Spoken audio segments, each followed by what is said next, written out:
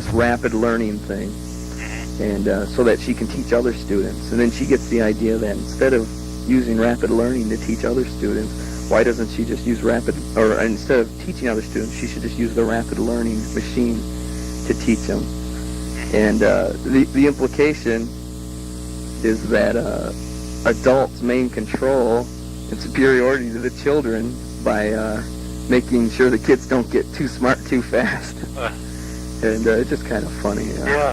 Education equates to like an intellectual obstacle or learning retardation. It's a pretty funny quote in there. I forget the exact quote. I wish I would have written it down here so I could tell it to you. But it was in there. And, well, I mean, what I'm getting at, I said politically correct hot topics. You've got solar guns, which are used sparingly and judiciously. But, today, watch out, oh no, a kid's book may have guns, that's political dynamite, right? And this is kind of interesting, too. In Matthew Looney and the Space Pirates, you have Matt successfully pull off a revolution against the incumbent pirate-supported government by lacing their firmamented canal juice, as it's called, firmamented, with Loganberry, which is the Moonster equivalent to LSD.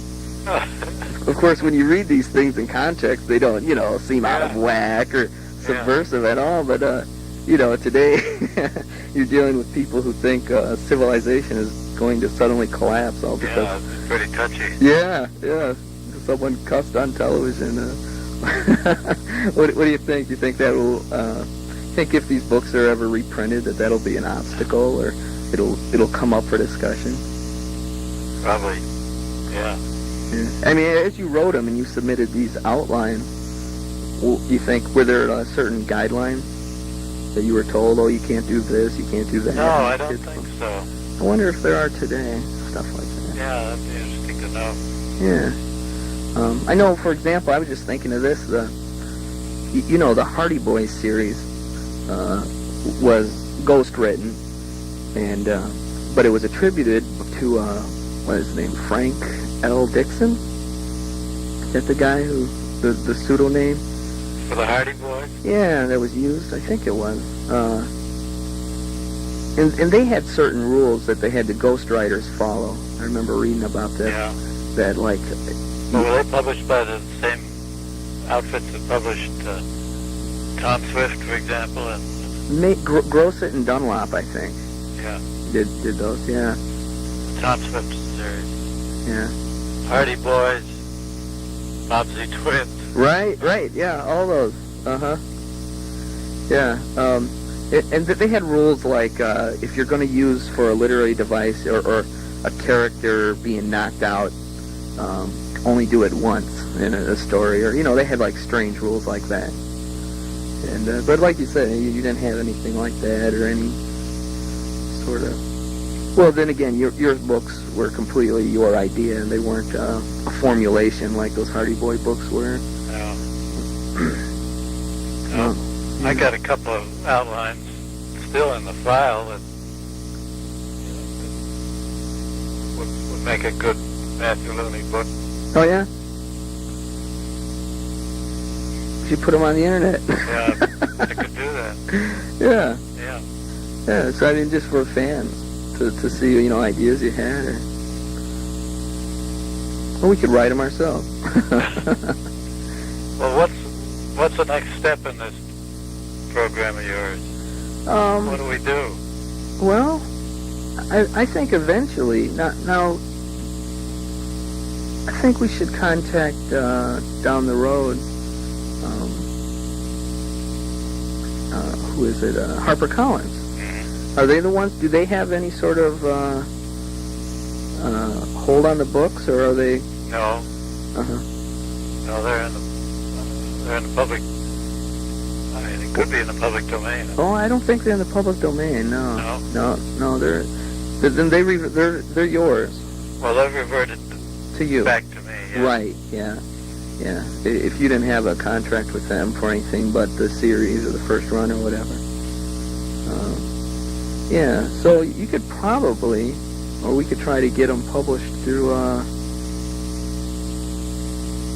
Well, HarperCollins or anyone, really. I mean, I guess you wouldn't have to go through HarperCollins. I just brought them up because, you know, they acquired Avon Books and the Camelot imprint that originally published them. Well, you know, republished them, I should say, after W.R. Scott. Yeah. I don't know, I think that would be, I would like to see them reprinted, because I think they're well written, they're humorous, and they get people reading. Well, do you think being on the internet will arouse some interest in them? Or how? It could. I don't know how much, but that's one of my goals, to make people aware of the books and that kind of thing. Well, you said you'd seen that some of the books were being bid on eBay. That's right. Yeah. Have you gone to eBay?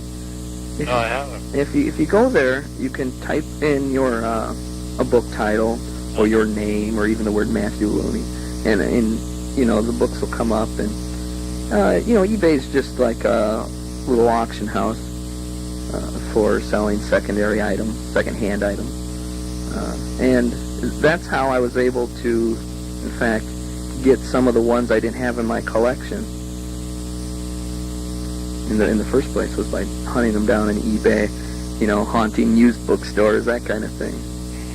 So I found them. So it's kind of neat. And there's a bunch of different houses like that. Some of your books are going for like $11, $12 now.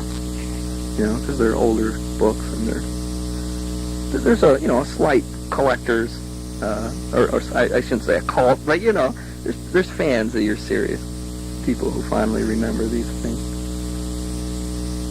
You know, what are you doing now that you're retired? I am retired. What kind of hobbies? Have you taken up any hobbies, or do you still write at all? Well, I do try to write. I'm writing some genealogical stuff now about my family, about my father, my grandfather. Have you used any of the internet sites for the genealogy? Well, yes. My great-grandfather was involved in...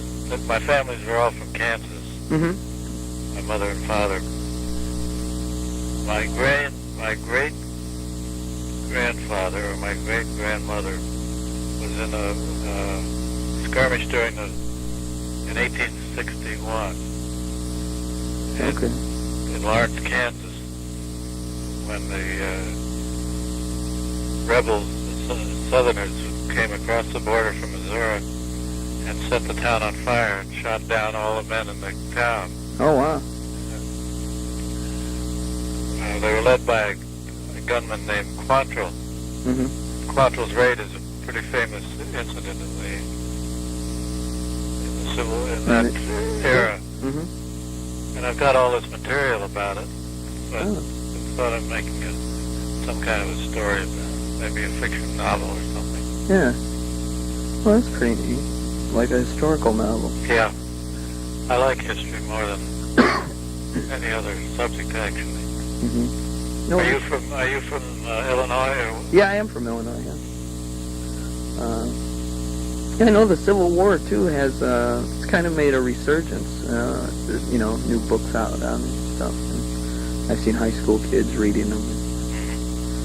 So that might be a good subject, too. Let's see. So what kind of... Are you working on any memoirs or anything like that? Well, I've written the history of the family, yeah. Nothing like personal, the official autobiography of Jerome Beatty? Well, I have a lot of manuscripts, short stories and things that I just wrote, and they're sitting around all printed, and there's nothing I can do with them except leave them for my children.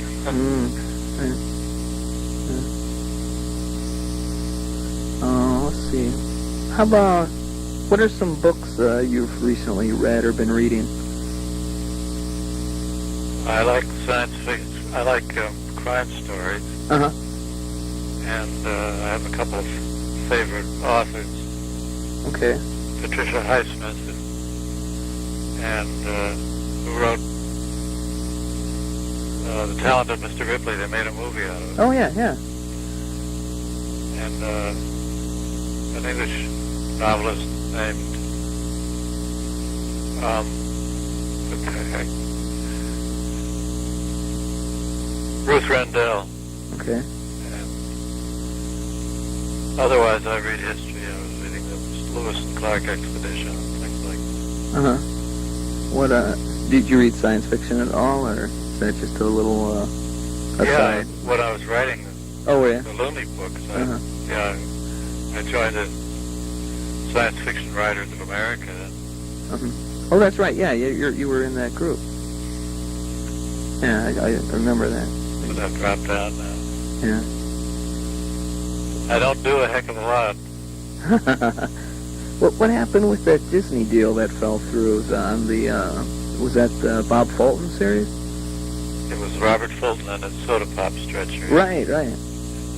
No, they just declined to renew the option, and it just settled into nothing. Oh, that's too bad. They didn't pay me anything to start with, Oh, yeah. so I guess they weren't too interested. Right. Huh. I haven't read the Bob Fulton book, but I have one of them. I know. I think maybe I have Terrific Time Machine. No, maybe I have Soda Pop Stretcher. Can't recall. I figured, once I got through the Matthew Looney series, then I'll look at that. I have to, intermingle that with my adult reading too. Well, I've had more. What do you call it? More interest from that book than any of the others that I've read. The Fulton ones, or? From Bob Fulton, yeah. Oh, huh. In the past. Oh, I'll have to check that out. Well, it would make a good movie, that's for sure. Oh, yeah? Well, wait, maybe that should be the angle. You should press Disney to get that one made. Yeah. Then if that's a success, then the gates open and throw Maria Looney in there. Matthew Looney. Well, what'll I look for next? Should I watch the internet? I'm not really on the internet. Sure. Yeah. No. Yeah. You watch the internet. You can see this interview. Will be up on it. I'll clean up all our uhs and ums and that kind of thing. I think there'll be people interested just to hear what you have to say, about your books, what you remember. Is there anything you'd like to say that you haven't about your series? Or? No, I think we covered it. We did. We covered a lot. Yeah. Yeah. That's great. I really appreciate your showing interest in this stuff. Well, I appreciate you giving me the time to ask you these questions. I mean, you never know when you write something how many people read it and are affected and, enjoy it. And I think I say this on the webpage that it kind of, for me, opened the gateway to science fiction and continued reading. Just that Maria Looney on the Red Planet did. And because before that, I don't think I was much of a reader, but I kind of had an interest after that in science fiction books. Well, I'm glad you did. Me too. I even became an English major, so there's something, a degree you can't do much with. So. Well, you might be able to. I don't know. You did. Well, you got your. Did you get a journalism degree? That would. What? See, your schooling was for journalism, I believe, right? I went to. I majored in English at college. Oh, you did major in English Yeah. at Dartmouth. Yeah. Yeah. Okay. It was the only route to take, unless you wanted to be a doctor or something. Oh yeah, at that college. No, I mean just going to college. Mm-hmm. English was such a broad area that if you majored in it, you covered a lot of ground. Mm. Didn't have to be specific. Right. Today, English majors are teased as being like a narrow field. Like, who would need to be an English major? You should Well, you'll probably end up teaching, right? Yeah, probably in the end, right? If nothing else I do works out, any of the things I'm writing. You live at home and commute to work, huh? Yeah, that's right.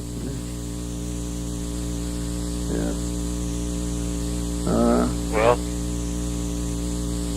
guess we covered it. Yeah. Well, thank you for your time and all that. I'll email you some more. I'll send you some links of like the Smithsonian website Sure. and stuff I found, so you can check out some of the stuff I was telling you about. Wonderful. That I found. And let's see. And I'll just get in touch with you again later then, and we'll see how things are going. All right. And I'll keep you up to date on what's going on with the webpage and stuff. Terrific. All right? Okay. Well, thank you very much, sir, for the interview. Thanks, Ken. It's a pleasure to talk to you. Okay, you have a good day. All right. All right. Bye. Take care. Bye.